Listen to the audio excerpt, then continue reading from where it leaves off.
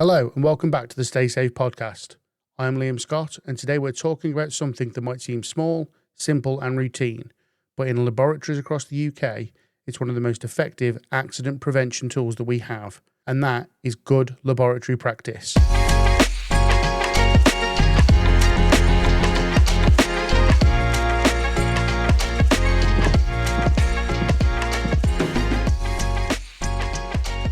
GLP isn't just a set of rules on a poster or a paragraph in a handbook. It's a collection of daily behaviours, the small, repeatable actions you take every time you step into the lab. Under the control of substances hazardous to health regulations, COSH, employers are legally required to prevent or adequately control exposure to hazardous substances. Good laboratory practice is one of the most practical ways that duty is achieved in real life. In many ways, GLP is the laboratory equivalent of personal hygiene in food safety. It's not glamorous, but it forms your first line of defence against chemical exposure, contamination, and accidental release. Let's break down why these small behaviours matter so much.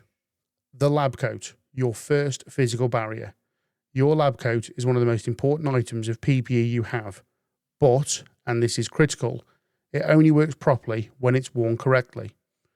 As stated in the last episode, this means fully fastened from top to bottom, sleeves down and covering wrists, no loose panels or open fronts. When a lab coat is left open, you're exposing your clothing underneath, and under COSH, any exposure route that reaches the skin is a failure of control. It's not about modesty, it's about barriers and time. A splash doesn't stop at the coat, it travels through cotton, fleece, shirts, scarves and jewellery, and eventually ends up directly on your skin. HSE guidance makes it clear that PPE, including laboratory coats, must be used properly and maintained in an effective state. A coat worn open is not effective PPE. So the rule is simple. Lab coat fastened, sleeves down, layers minimal, always. Clothing, layers, and why they matter. In laboratory environments, more layers do not equal more protection. Loose or bulky clothing absorbs chemicals and holds them against the body. Long sleeves under lab coats, scarves, oversized jumpers, and wrist accessories can all add as wicks drawing liquid towards the skin. Loose or bulky clothing absorbs chemicals and holds them against the body. Long sleeves under lab coats, scarves, oversized jumpers, and wrist accessories can all act as wicks, drawing liquid towards the skin. HSG, Health and Safety Guidance, consistently stresses the importance of minimizing contamination spread, and clothing plays a big role in that. Think of it this way. The cleaner and simpler your clothing is before the lab coat goes on, the safer you are. Long hair should be tied back, fringes pinned, necklaces, watches, rings and bracelets removed. Anything that can dangle, trail or dip into a substance will eventually do so. Tidy habits equals safer science. This podcast is being provided by Scott Risk Management, specialist health and safety consultants. If you operate an SME business, you know that meeting all of the business needs is a juggling act. If you want to simplify safety, save time, and stay compliant, SRM Genie is the solution. For more information, head to the details at the end of this episode.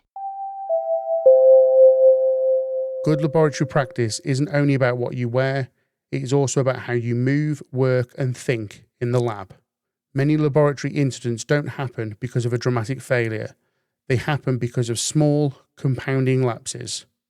COSH requires exposure to be controlled so far as reasonably practicable. Good housekeeping is one of the most effective control measures available.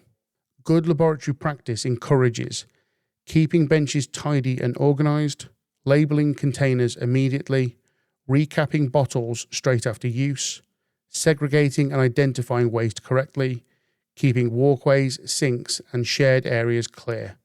A bench doesn't become unsafe all at once. It becomes unsafe because one forgotten cap, one unlabelled vial, one rushed movement at a time. And when something goes wrong, those small oversights combine very quickly. Your hands are a safety tool too. Even in laboratories, hand hygiene is a critical safety control. Under COSH, contamination transfer is a recognised exposure pathway, and hands are one of the most common ways substances move from one place to another. Gloves should be task-specific, changed frequently, removed when moving between activities. If you move from chemical handling to equipment, from wet work to computers or notebooks, from one task to another with different substances, then gloves should be changed. Gloves pick up more than most people are aware. Never touch your face, phone, notebook or personal items whilst wearing lab gloves. Those items are taken outside of the controlled area and spread contamination beyond the lab. Good laboratory practice is culture, not a checklist. GLP only works when it becomes part of the culture, not something that is only done during audits or inspections. COSH places responsibility not just on the systems, but on behaviour. That means understanding the risk, not just following the rules.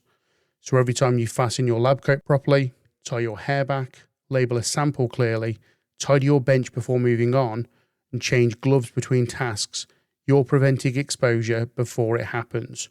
You're protecting your colleagues, you're protecting your environment, and you're protecting the integrity of the science itself.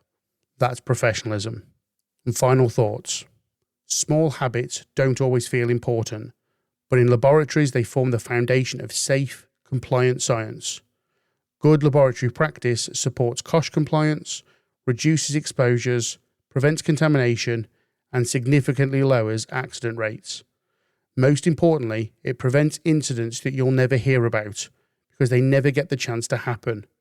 And that's the real power of good practice. That's it for today's episode of the Stay Safe podcast. Next time, we'll look at one of the biggest contributors to laboratory incidents, housekeeping, and why a tidy bench genuinely prevents chemical accidents and cross-contamination.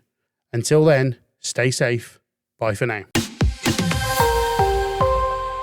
This podcast has been provided by SRM, the owners of the bespoke health and safety management software SRM Genie, created for and focused on supporting SME businesses. If you would like more information on how you can simplify safety, save time, and stay compliant, go to www.srmgeniesoftware.co.uk.